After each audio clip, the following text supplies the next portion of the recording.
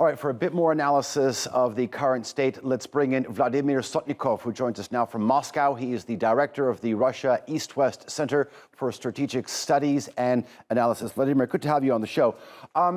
Despite a series of miscalculations and perhaps battlefield reversals, which no doubt would have seen many Western leaders at least challenged, if not thrown out of office, what we see is President Putin is still at the pinnacle of his power. There is little to challenge him. There's obviously no checks and balances or no checks on his power. Is it fair to say that institutions beyond the Kremlin do not matter when it comes to this conflict? Well, thank you very much for inviting me to your show. I'm just feeling privileged.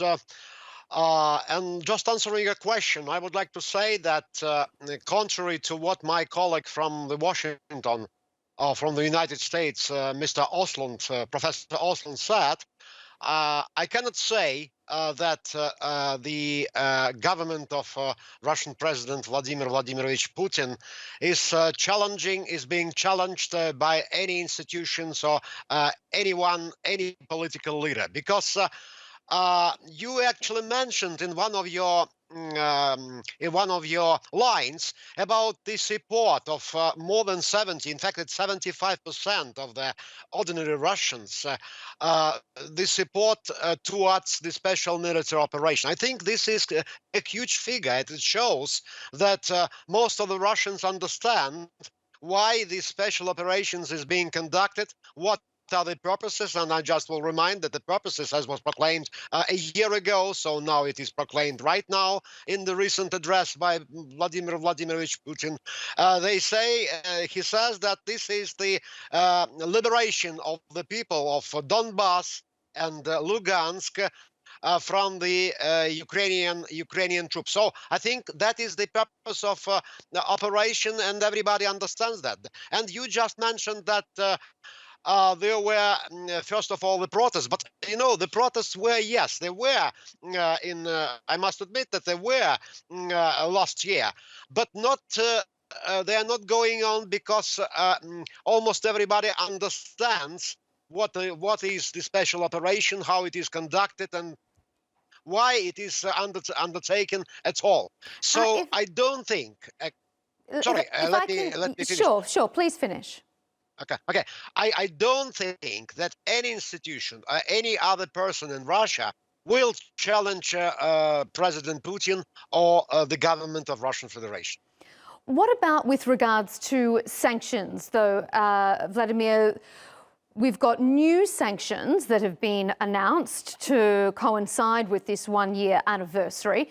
Has there been any impact with regards to those sanctions putting pressure on the government, or what about for people's daily lives that must be affecting them?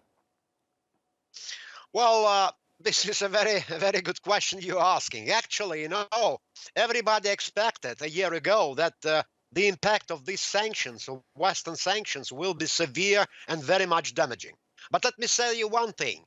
You know, the Russian government, which is composed by young technocrats, they quickly rearranged the economic policy, the domestic economic policy within Russia, and managed, first of all, to weigh up the exchange rate of ruble per dollar, because there were expectations among economists that there will be a high skyrocketing exchange rate of ruble, just like 130, 140, and even more per $1. Another thing, that the people actually, there is a small hike in prices. Yes, there is a small hike in prices for goods, for services in Russia, but it's not as high as even Western economists were predicted. So I would like to say that at the end of the day, yes, the Western countries are actually accepting probably